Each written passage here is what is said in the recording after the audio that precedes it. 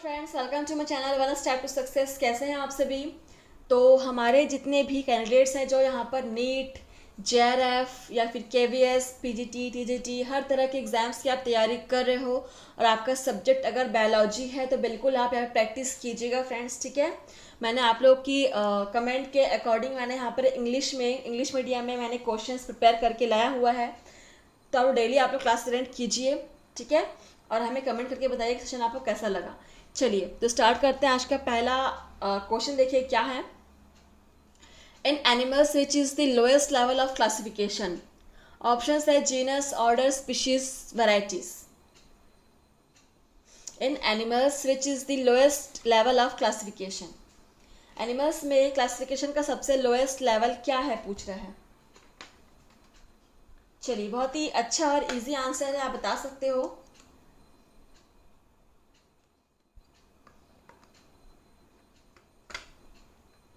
चलो कम on, answer कीजिए। In animals which is the lowest level of classification क्या होगा।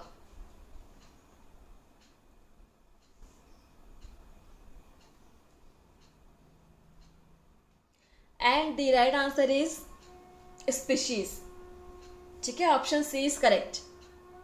क्वेश्चन नंबर देखते हैं नेक्स्ट क्या है। 36 नंबर क्वेश्चन है हमारा। Tribe is an independent category between सब family and what.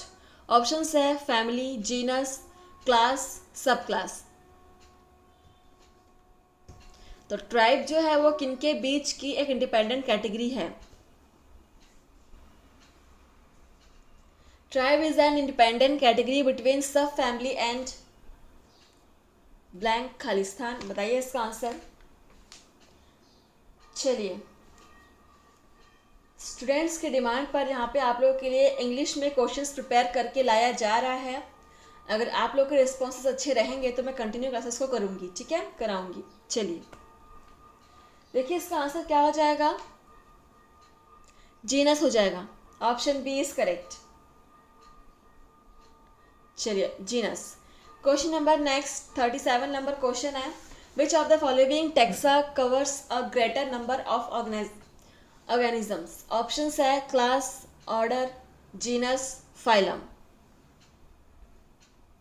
Which of the following taxa covers a greater number of organisms.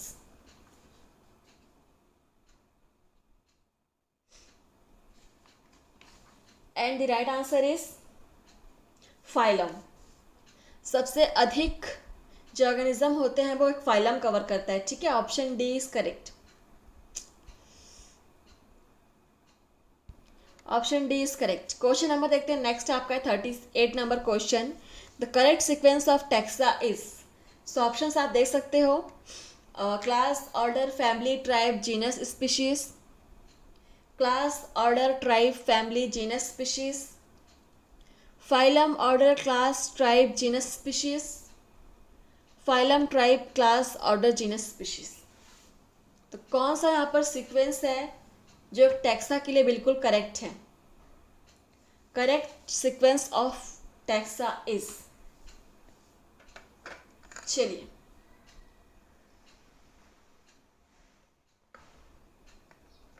अगर आप किसी भी एग्ज़ाम की आप तैयारी कर रहे हो, DSSB हो गया या फिर EMRS, KVS, TGT, PGT, NVS, या फिर आप नीट 2024-25 की तैयारी अगर आप कर रहे होगे तो भी आप यहाँ पे प्रैक्टिस कीजिएगा फ्रेंड्स।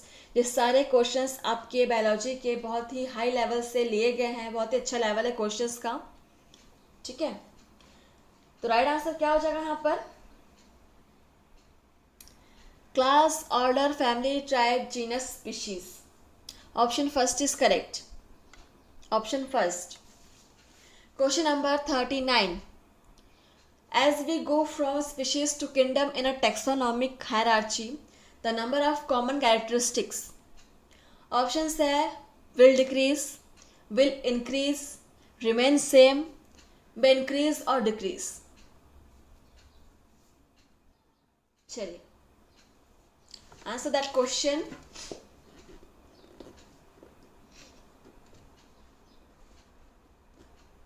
क्वेश्चन नंबर 39 बहुत ही बेहतरीन क्वेश्चन है। as we go from species to kingdom in a taxonomic hierarchy, the number of common characteristic वो बढ़ेंगे, कम होंगे, सेम रहेंगे या फिर बढ़ भी सकते हैं, घट भी सकते हैं, क्या होगा अगर हम स्पीशीज से किंगडम की ओर जाए तो?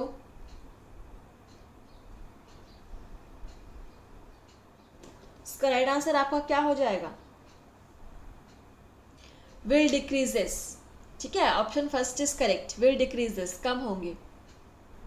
Question number 40, which of the following suffixes used for units of classification in plants indicates a taxonomic category of family? Options है एलिस, ओने, एसिस, ए।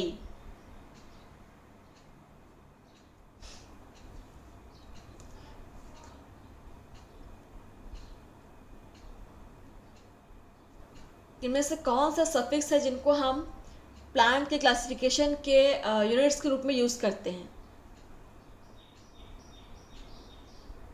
बहुत ही अच्छा और इम्पॉर्टेंट क्वेश्चन है, इसको आप स्टार मार्क कर सकते हैं। और इसका आंसर हो जाएगा ऑप्शन सी, एसी। ठीक है, आपने सुना होगा सोलेनेसी, मालवेसी। ठीक है, तो ये वाला सी आपका सफिक्स के रूप में यूज़ करते हैं। ठीक है, प्लांट क्लासिफिकेशन में। क्वेश्चन नंबर आपका है 41, the term systematics refers to. Options है identification and classification of plants and animals, nomenclature and identification of plants and animals, diversity of kinds of organisms and their relationship, different kinds of organisms and their classification. Term systematics refers to, किसके लिए refer करता है ये term systematics?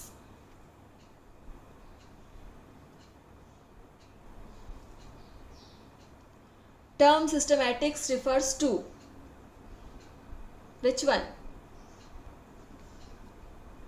And the right answer is diversity of kinds of organisms and the relationship. Option C is correct. Question number 42, genus represents. genus किसको represent करता है? Options है an individual plants or animal, a collection of plants or animals, group of closely related species of plant or animals, none of the above.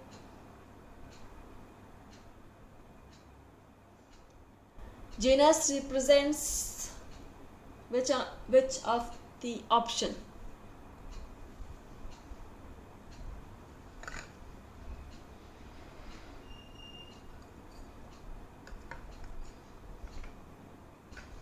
Question number 42, genus represents group of closely related species of animal or plants. ठीक है, option C is correct answer. Question number 43, the taxonomic unit phylum in the classification of animals is equivalent to which hierarchical level in classification of plants? And the option is class, order, division, family. और ये सारे आपके NCERT exemplars में आ रहे हैं, आप देख सकते हो, साइड में लिखा भी हुआ है, मेंशन किया हुआ है मैंने सब कुछ। जैसा कि मैंने कहा था, हम आपको हर तरह के टॉपिक से क्वेश्चन यहाँ पे कराने वाले हैं। ठीक है, आपका लेवल, इजी, मीडियम, हार्ड, तीनों तरह के क्वेश्चंस आपको यहाँ पे मिलेंगे। बस आप लोग डेली हमारे साथ कोऑपरेट कीजिए, क्लास को अटेंड कीजिए। ठीक है, और आपका कितने आंसर्स आप सॉल्व कर रहे हो, कितने आपका आंसर सही हो रहा है, मुझे कमेंट के माध्यम से बताना मत भूलिएगा फ्रेंड्स। चलिए, नीट 2024-25 के लिए क्वेश्चंस बहुत ही इम्पोर्टेंट है, आप प्रैक्टिस करते रहिएगा। देखिए, the taxonomic unit phylum in the classification of animals, it is equivalent to which hierarchical level in classification of plants? क्या होगा इसका answer? Division. Division is the right answer, option C. Question number 44, botanical gardens and zoological parks have, and the option is collection of endemic living species only, collection of exotic living species only, collection of endemic and exotic living species, collection of only local plants and animals. सभी ने सुना होगा botanical gardens और zoological parks. तो इनमें किस तरह की स्पीशीज़ को रखा जाता है, कलेक्ट किया जाता है?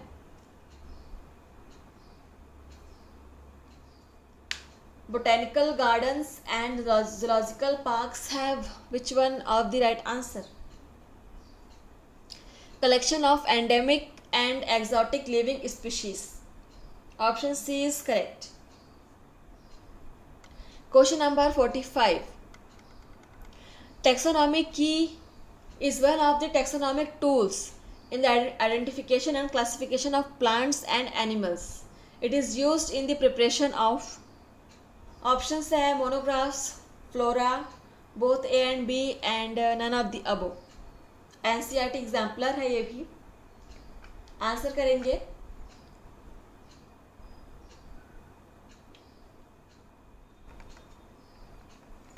Taxonomic key is one of the taxonomic tools in identification and classification of plants and animals. It is used in the preparation of monographs and flora, both A and B. Okay, option C is correct, both होगा इसमें. Okay, next question देखते हैं क्या है हमारा. Match the following columns. तो देखते हैं क्या आपको कॉलम्स मैच करने हैं. कॉलम फर्स्ट और सेकंड देख लीजिएगा. Family, kingdom, order, species, genus.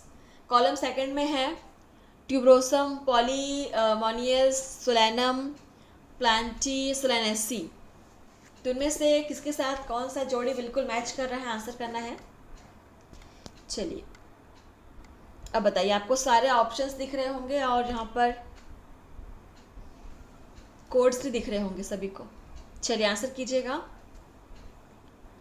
कौन सा यहाँ पर फैमिली है, कौन सा किंगडम है, कौन सा ऑर्डर है, क्या स्पीशीज है, कौन जीनस है. Question number 46.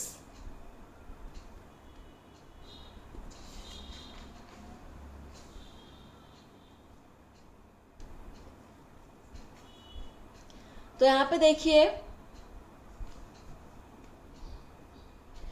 फैमिली आपका हो जाएगा सोलेनेसी. ऑप्शन फर्स्ट का 5 होगा. ठीक है, तो ऑप्शन बी और डी में दिया हुआ है 5 फर्स्ट का. तो आप ए और सी को तो ऐसे ही काट दो, ए को काट दो, सी को काट दो. ठीक है, अब बचा बी और डी. अब किंगडम कौन सा आ जाएगा, आपको देख सकते हैं यहाँ पे. किंगडम आपका प्लांटी हो जाएगा, ऑप्शन 4. तो बिल्कुल यहाँ पे क्लियर है आंसर.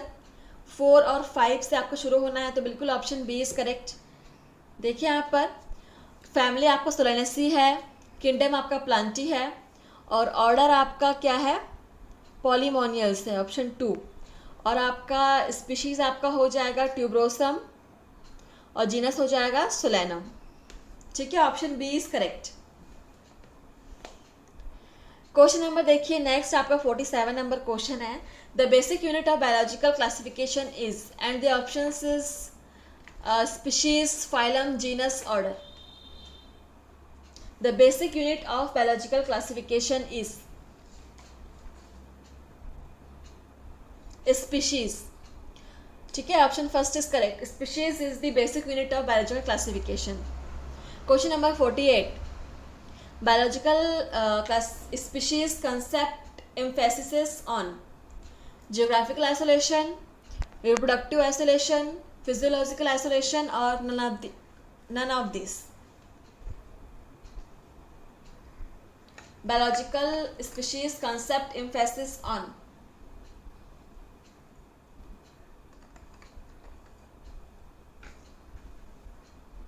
क्वेश्चन नंबर 48 क्या होगा इसका answer. Reproductive isolation. Option B is correct. Option B. Question number 49. The organisms separated by geographical barriers are termed sibling, allopatric, neopatric, sympatric.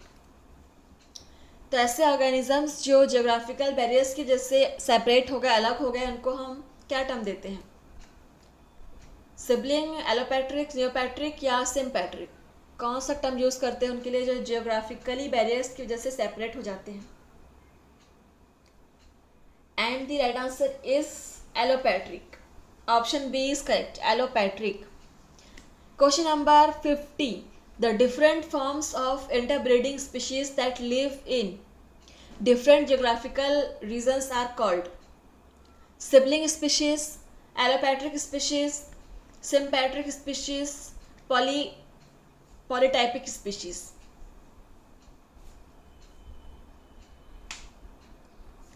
The different forms of interbreeding species that live in different geographical regions are called.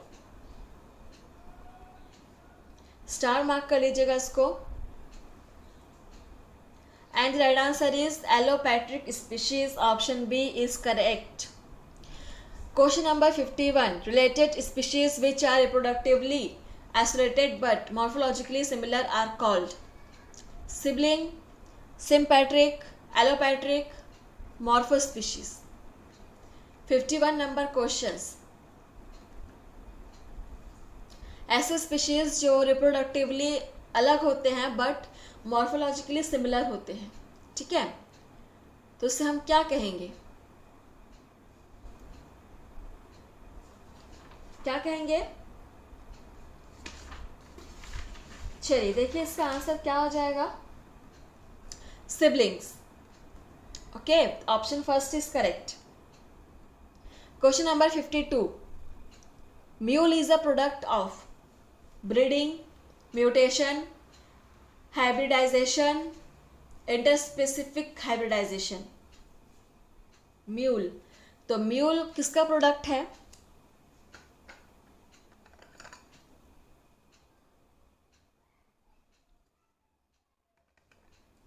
ये सारे questions आपके exam में बनने वाले questions है friends. Mule is a product of interspecific hybridization. Option D is correct. Note कर लेंगे. Question number 53. A species inhabiting different geographical areas is known as allopatric, sympatric, biospecies, sibling species. So ये question कितनी बार आपसे पूछा गया, आप इसकी importance समझ सकते हो. स्टार मार्क कर लीजिए. बहुत ही इंपॉर्टेंट है. जो स्पीशीज जियोग्राफिकली डिफरेंट एरियाज में रहते हैं उन्हें हम क्या कहेंगे? A species inhabiting different geographical areas is known as allopatric. हर बार हमने रिपीट किया है. Okay, option first is correct, allopatric. Question number 54. What is a keystone species? Keystone species क्या है? ऑप्शंस है a species which makes up only a small proportion of the total biomass of a community yet has a huge impact on the community's organization and survival. A common species that has plenty of biomass yet has a fairly low impact on the community's organization. A rare species that has minimal impact on the biomass and on other species in the community. A dominant species that constitutes a large proportion of the biomass and which affect many other species. अच्छे से पढ़ लीजिए, समझ लीजिए, then answer कीजिए. What is the keystone species? बहुत ही अच्छा question है, आंसर कीजिएगा.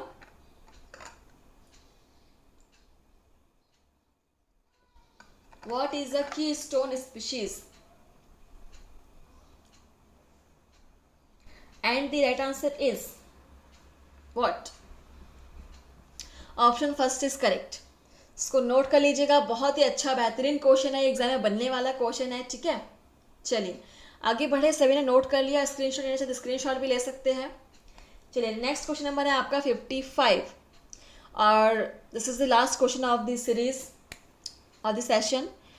क्वेश्चन है scientist who gave concept of species and proposed classification of insects, reptiles and quadrupeds is. Options है Carolus Linnaeus, John Ray, George Bilton, George Cuvier. कौन scientist जिन्होंने species concept दिया और इंसेक्ट, रेप्टाइल्स एंड क्वाड्रोपोडा का classification किया? And the right answer is John Ray. Option B is correct. Okay, option B is correct. तो चलिए session आपका यहीं पर समाप्त होता है। आपने कितने आंसर सॉल्व किए हैं मुझे बताएंगे कमेंट के माध्यम से। तो फ्रेंड्स, आज के लिए बस इतना ही। मिलते हैं आपसे नेक्स्ट सेशन में। आप लोग मुझे बताएंगे कि सेशन आपको कैसा लगा। ठीक है, धन्यवाद फ्रेंड्स। आप लोग इसे पढ़ते रहिए और लाइक कमेंट शेयर करना मत भूलिएगा। Thank you.